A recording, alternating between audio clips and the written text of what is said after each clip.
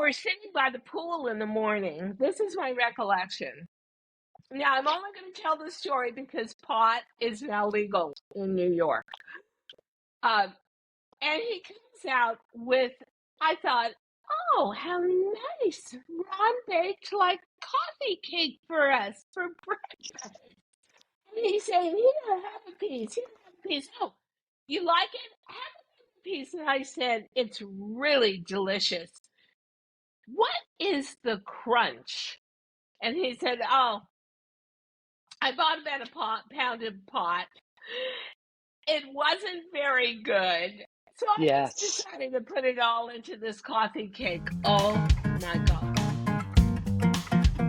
Hi, everybody. This is Diane Gilman, and this is Too Young to Be Old podcast. You might know me as the Queen of Jeans, but what you probably don't know about me is, along with my best friend of 44 years, Pati Rock, we were the bad girls of the 80s. And guess what? It's my birthday week. I'm about to be 78.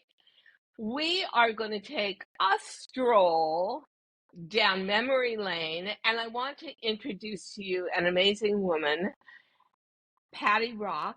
And yes, that is actually her name, and she married what they term in the art world as the man who brought the 70s to life, the fabulous rock and roll photographer Mick Rock, personal photographer to David Bowie and Ziggy Stardust, to Queen and Freddie Mercury and that famous album Bohemian Rhapsody with 4 iconic shadowed faces, and Ozzy Osbourne and Blondie and on, and we don't have enough of a lifetime left to name all of the people he rocked out on. But Pati, so thrilled to have you on this podcast.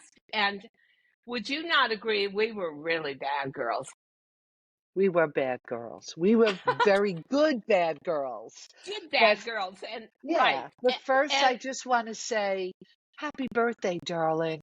oh, thank you. You know what? You get to a certain age, and I think this year really exemplifies it, where you stop bitching and saying, oh, I'm so depressed, I'm getting a year older. You say, thank God I'm still here. Yeah. That's how I feel about turning 78. And yet, our days, nights together at Studio 54 actually seem like yesterday. So I'm going to say to the audience, if you wish you had been born into softer times or more naive times or more easy to access fun times, then come along on our journey with us. Because you know what I always remember, Pati?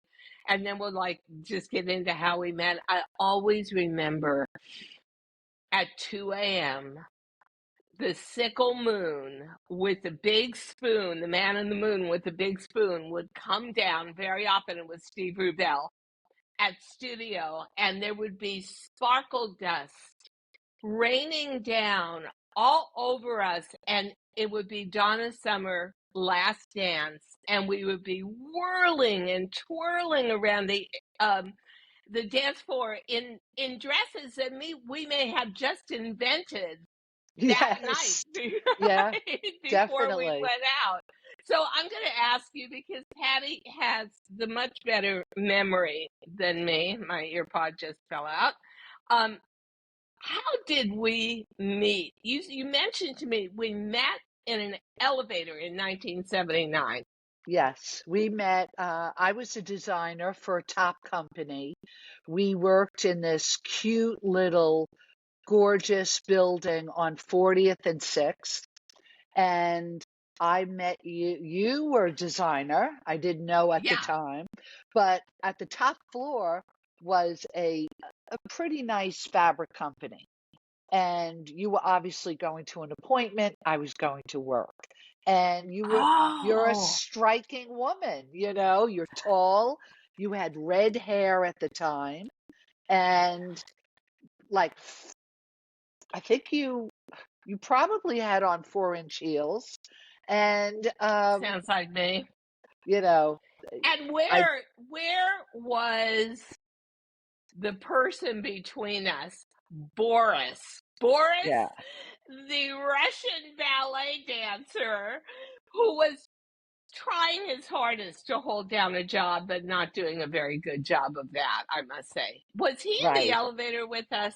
He was in the elevator, and that was the real first connection between us. Besides the fact that we were designers, we happened to share a boyfriend.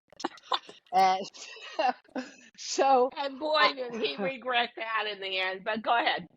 but Boris was at the time, he was another striking, beautiful man, Gorgeous. Leo, Yeah. a Leo, Yeah. Like me. 6'4". He had the blonde hair. He was The intense. body. He The had a body. body. Whoa. And but he was batshit crazy. Totally. And I only remember that we were waiting in the waiting room lobby of the fabric company because we both had an appointment for some reason at the same time. And I turned to you, and you were so gorgeous that you were slightly scary. And I said, "Oh, he asked me out. Uh, do you mind?" And you looked at me and said, "Take him. He's yours." And that bonded us into Yeah. this friendship that was Yes. unbelievable. And then I remember that we all knew the head of this fabric studio. And for me, it was I was really trying to break in a big way to the Yeah. fashion community, and it was very tough. I felt like I just kept hitting brick walls. And one day, a guy named Ron said, and he loved Boris. He was actually Boris's boss. He said, "Do you all want to go to Studio 54?" And I thought, my brain was ready to implode. Could we Yeah. actually get in? Yeah. And then, you know, you would go home from work at 6 o'clock at night. You would sleep, take a 3 hour nap, get up at 9 or 10, try and figure out what you were going to wear. I remember one time I went to Woolworths when there were still, 1 penny merchandise, and I bought a whole series of scarves, like little polyester printed scarves, and I pinned them all coming down from a tank top and whirling around on the dance floor. But talk to me about the days of the white Rolls Royce. That was so outrageous. It's interesting because for whatever you could say about Ron, he was able to get us into Studio 54, whether Every time. Yeah. every time. And I was a little nothing. I was a friend of his lover, Tim. And Ah, so that's how I got into the group. And it was Ron, Boris, you, me, and Tim. And we yeah. would a little group get in, and Yeah. it Oh, was pretty amazing. I thought the most amazing thing was every time. Now, you have to understand, audience, that Studio 54 there's no comparison to today at all. People were hysterical to get in. Yeah. And the street was overtaken with a crowd of maybe 1,000 people who were all going, "Get in!" Ron would drive up over the sidewalk in the white Rolls Royce. He would just park it on the sidewalk, catty corner to the front door of the studio. And we would get out like la-di-da, like it's nothing at all. We always go here. And I remember the first time, and I said, Patty, before we went into this recording, I'm going to tell you something I have never forgiven you for 44 years. So you ready for this? That Ready? first time when we got into studio, I said, "Oh, excuse me, I have to go to the ladies' room.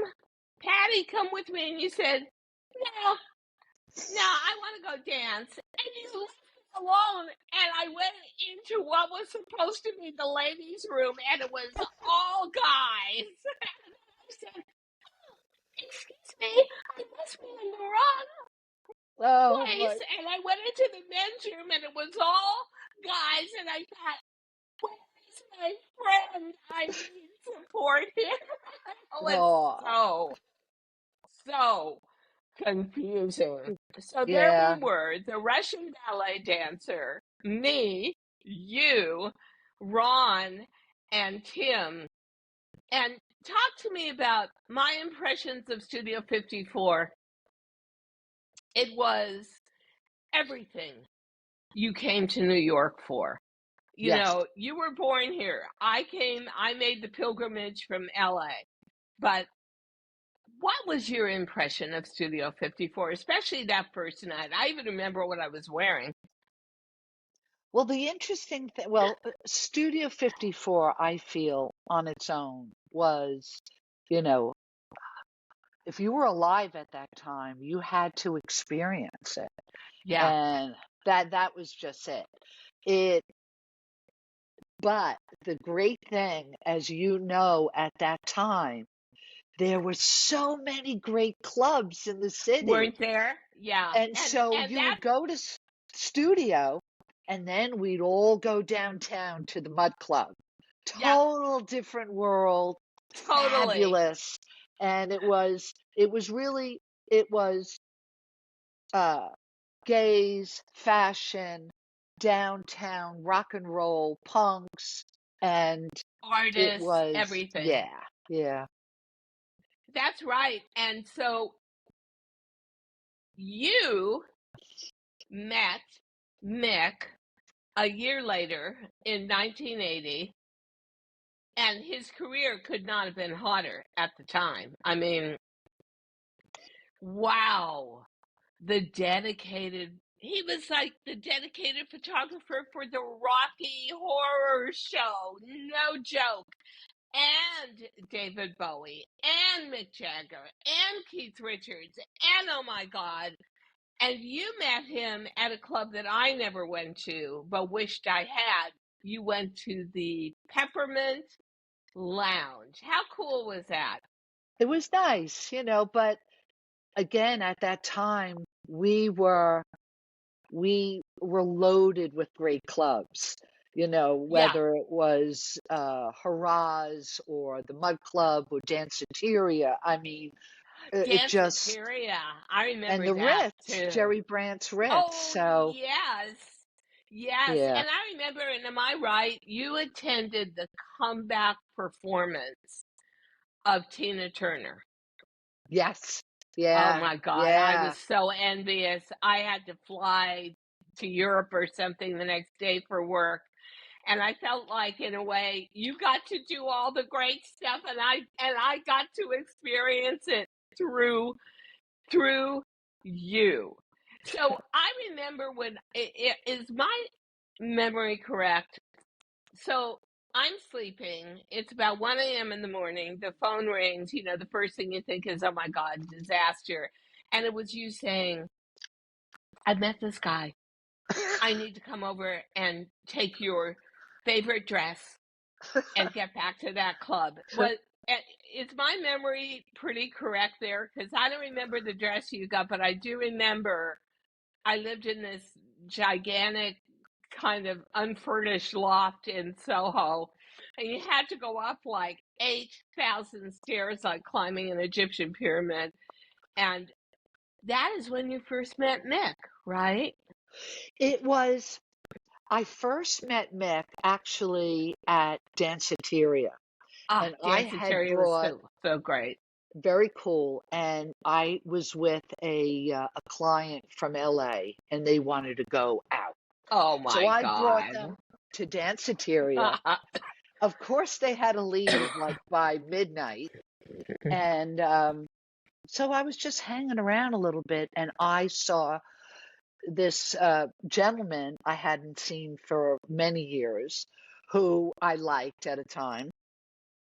And he was the producer of the Andrea True Connection, More, More, More. Remember that song? Yeah. So this very dear friend of mine, I see him in the club. I'm like, Greg, how are you? And we're talking. He goes, wait here. I'm waiting for my photographer. Oh, So God. Mick comes along, and I've known his name because I've always loved album art.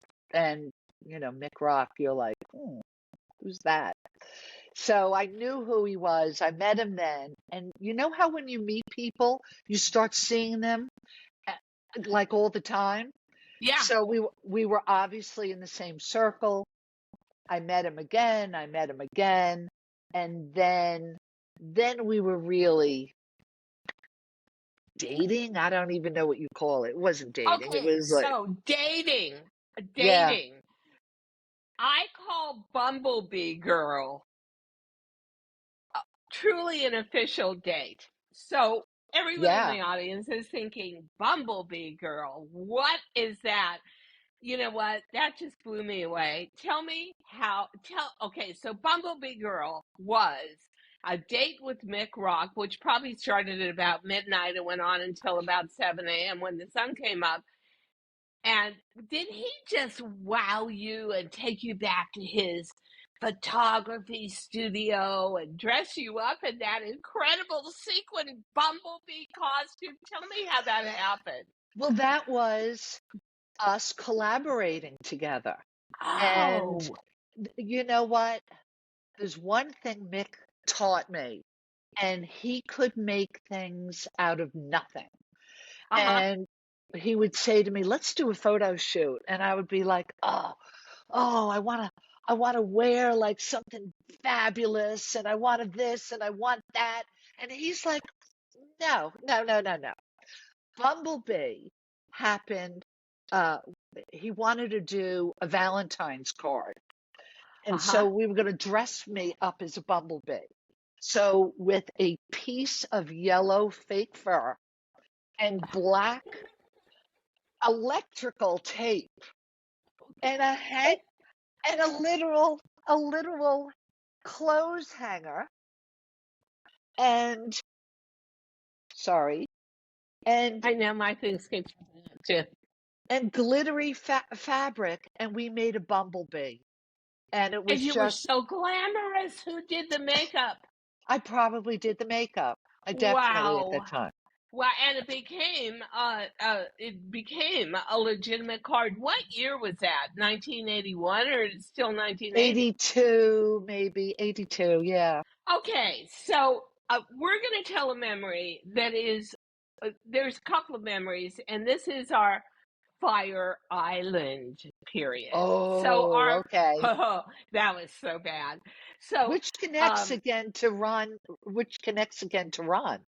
Ron, because Ron, the white Rolls Royce guy of Studio 54, had got a gorgeous summer home in Fire Island, which was really for gay guys. But if you were a very cool girl, you could hang out with all these gay guys. So um, we're there, and the home is gorgeous. And I think we were going to stay for a few days, a week, something.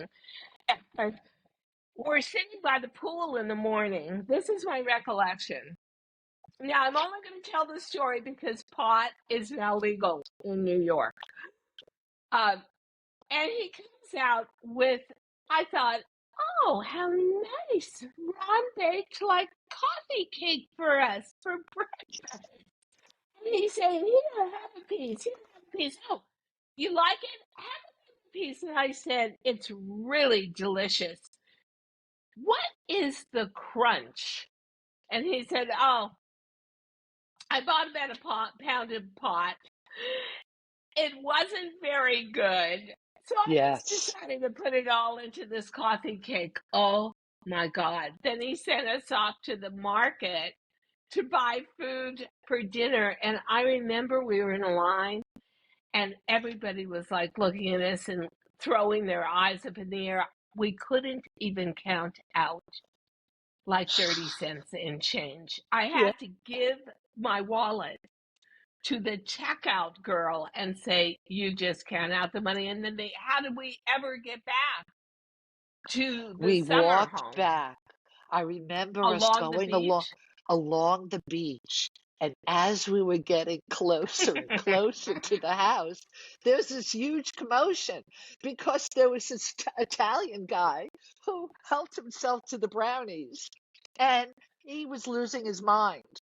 And I think, yeah, and someone ran up to us and they were like, "Oh, don't come yet," like go around or something So like that. Ron came up and said, "We said we don't feel very well. We've got to go up to our bedroom." And he said, "Well, that's such a good idea right now because Bernardo has had sort of a second break and is taking a giant butcher and carving all the furniture." Then didn't they had to get like a medevac helicopter in and helicopter him out. I don't remember that, but I do I do. remember you and I went to bed. Like we were like, We we're crawl. done. Let's face it. We crawled up the All stairs. right, okay. Yeah, we didn't walk. We crawled up the stairs, and this is why I can forgive you for the Studio 54 ladies' room, men's room debacle, because I said to you, we haven't eaten all day. It's already like 4 o'clock. We were having, this was like Alice in the Looking Yes, Glass. The room yes. would get bigger and then it would get smaller and then it would vibrate. And I said, we need to put food in our stomach. And you said, how? And I said, oh, well, you're going to go to the kitchen and get walk. And I said, you know, I never forgave Ron for that. I swear, that was like, and you know Oh my what? gosh. I never ate another brownie or any kind of ingestible with weed in it again. Same, same. Really? Yeah, That was yeah. now during our Fire Island days, I will never forget. And you were, I want to say, Patti is still gorgeous at 69, but back in the day, Patti was so beautiful that you could be a friend, but you could only be a friend if you accepted the fact that God had given her more than you had gotten in that particular area. So we were at what's called tea time. Remember that? And there were like Yes. 1,000 guys dancing, Yeah. and there was a huge swimming pool with a high diving board. He is in a little bikini bottom, walks, climbs up, poses, poisons himself on the diving board in the middle of a million gay guys and incredible music, and you did this beautiful high dive into the pool, and every one of those guys was screaming for you. Nobody knew you, but everybody recognized how extraordinary you were. And you know what? I never asked you, how did that feel? It's funny because it felt very safe in those days, if you know what Yeah, I mean. yeah. And all of us, I mean, come on, we all had our talents, we all had our beauties, whatever, whether it was long legs or this or eyes or we were surrounded by beautiful men. Uh, Yeah. it, it, it, it, we were at the beach. I mean, what could be wrong, And it was just a And nice little time in life. oh my God. But with all those people applauding you, and I do want to say that, some of those people were like Calvin Klein was there. There were a million gorgeous and successful guys, and you were just in the middle of it. And, I stood by and they were all clapping and screaming for you. And you just had, you had a balance of beauty and goodness inside of you. And that goodness came through. And it was like sort of this fantastic, untouched, unsullied pureness to you that I think has carried you all the way through life. And I do want to say too that I never met any other female friend I ever had who, number one, had zero judgmentalism. You were so fair and lovely to me and everybody, but you also were, no one ever saw you coming. And I'll tell you why, because you were so beautiful and so fashionable that your big and active intelligence and brain sort of functioned behind a veil.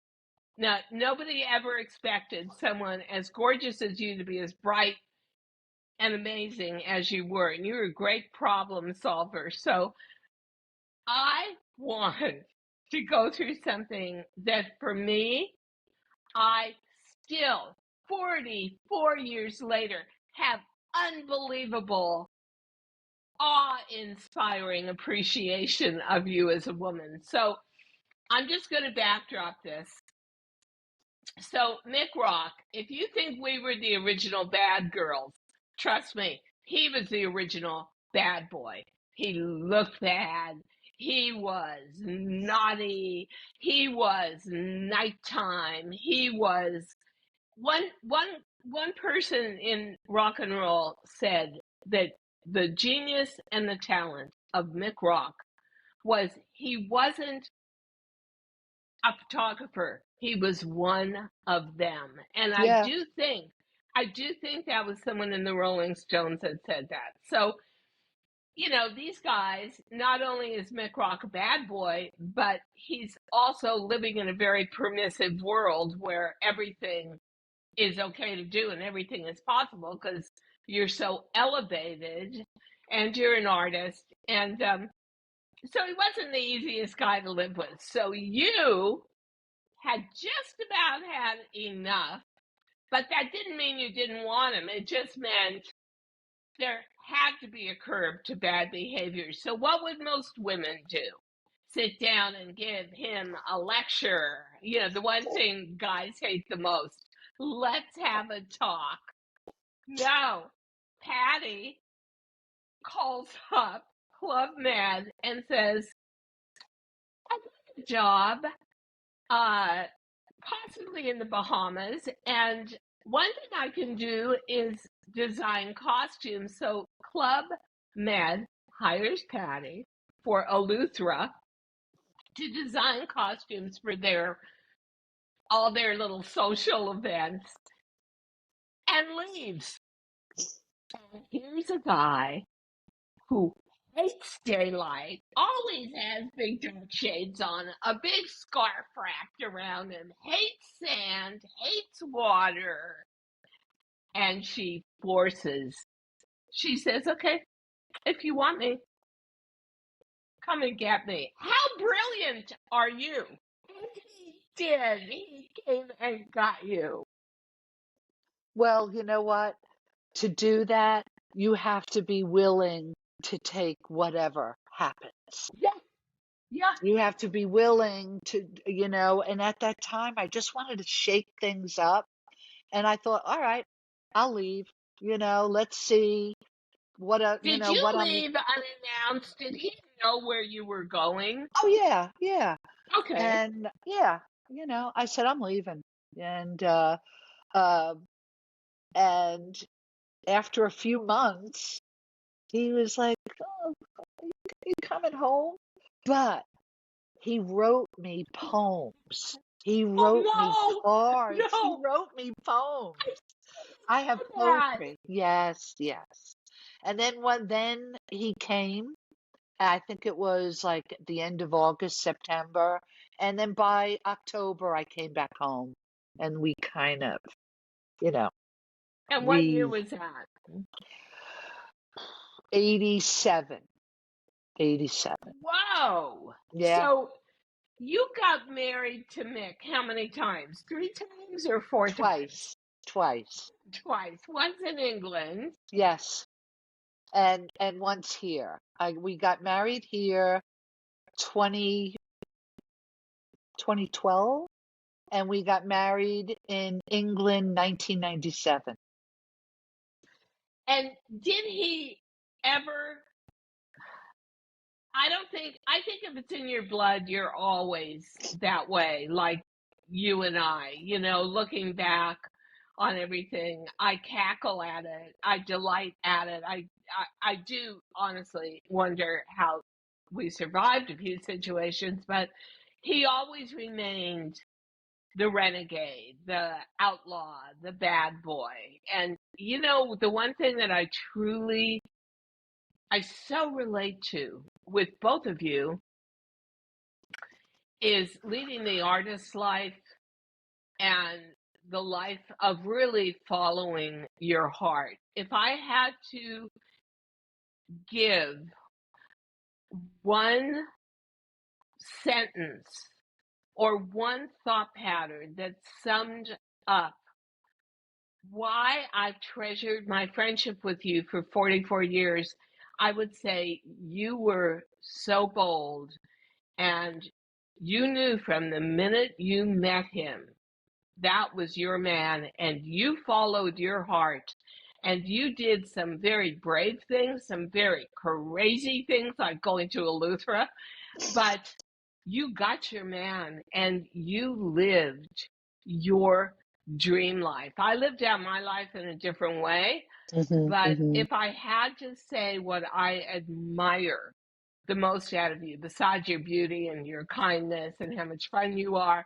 I would say it was you had such an innate talent for knowing the life you wanted to live. And the life you wanted to live was so far off the beaten path. The one thing I learned, Patty and I went out to lunch last week. It's kind of a pre-birthday thing for me, that you and I both had to leave our families to live the life we wanted Oh, to yes. Yeah, live. Yeah, yeah, I did not know that about you. You knew that about me, that I couldn't be a designer. I couldn't come to New York and live. I couldn't do what I needed to do because my career for me was my love of fashion and designing was everything. But I had to make hard choice. Fashion or family. And I was so obsessed with fashion. That's what I had to choose. But for you, I was amazed to learn that you could not take Mick home to your family. You rather had to leave your family for a while so you could have Mick. yeah. But again, it was organic. It wasn't, those Yeah. things are never planned, are they? It's Or just, wanted yeah, necessarily. yeah. And, you know, uh, all kidding aside, you and I were bad girls, but, Bad. Yeah. these things that you say about me are very nice. But Diane, you were a partier and you showed up at 7:30 to work every Yep. day. You Yep. were a hard worker.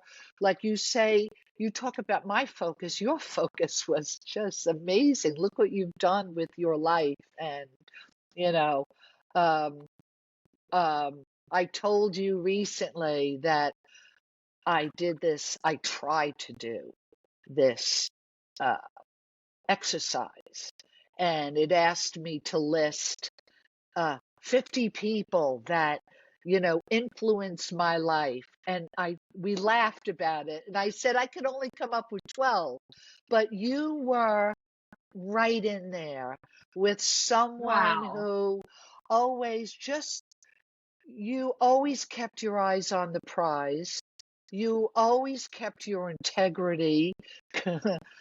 Considering, like, if anyone knows, working in the garment center and working in fashion, There's not much. Yeah. keeping your integrity is really huge. So, you've got amazing stuff to be proud of, and you are also one of the most generous people I've met in my life, with your Oh, stories, with your, how you try to help people, how you try to connect. I just think it's great, Diane. I think it was interesting, but you can only have a friend of close to half a century if there's a complete alignment. And it's amazing every time we get together, I'm reminded. There's your needy child, one of your needy child. I'm always reminded again of why we stuck together for so many years, had gaps in between. Well, you had a child, a gorgeous child, Natalie, which to me was like, my mind was blown that you could take a wild man like Mick Rock and domesticate him to the point where there was a family life. Oh Yeah, my God! I was just like, this woman is so living life. Whoa. So, yeah, in many ways, I was a drill sergeant in my own life. I would say that above and beyond everything, two things. Number one was I was born to design, and then I found additional skills like communication along the way, being on TV. And the second thing is I was born as a Leo to have a good time. And above all, laughter and being able to look back that's and cackle about all the yes, situations yes. we were in that at the time were so berserk and scary, and actually are part of a world that doesn't even exist today, a world No, of glamour, and you were not even self-conscious about it. That was, hey, you just go to Studio 54 every night. What else do you do with your nights? And while the rest of the world and a lot of middle America was really following a very straight line that had been set in the 1950s of you graduate from high school, maybe you go to a couple of years of college, but that's you as a woman, you get married and you have mm, children, and that's the life you lead. Boy, were we off on another path. Oh my God. And here we are, a testament to party and coming back from it all. Here we are today, yeah. Still still working. standing, Yep. still working. Yep. Well, Yeah, my friend, that was a lovely walk down memory lane. I hope everyone in the audience enjoyed it because I know we did. we did. And bravo to you. Bravo to Thank you, you for still sweetheart. being so wonderful. And, if you want to stay young, you have to laugh. You have to Totally. you have to stay with the fun people and laugh. And, Yeah, you and know, that is why I titled my book, my second book, and my podcast, Too Young to Be Old. Because I you love and it. I, Patty, will always be too young to be old. Love you, I Diane. I love you. Thank you so much for listening to Too Young to Be Old podcast. The episode may be over, but the fun doesn't have to stop here. Find us on Facebook, Instagram, TikTok, and YouTube at The Diane Gilman, or visit our website, thedianegilman.com. If you like the show, leave us a rating or a review and subscribe so you don't miss the next episode. And until then, don't forget, age is just a number. Together, we'll prove that we are all too young to be old.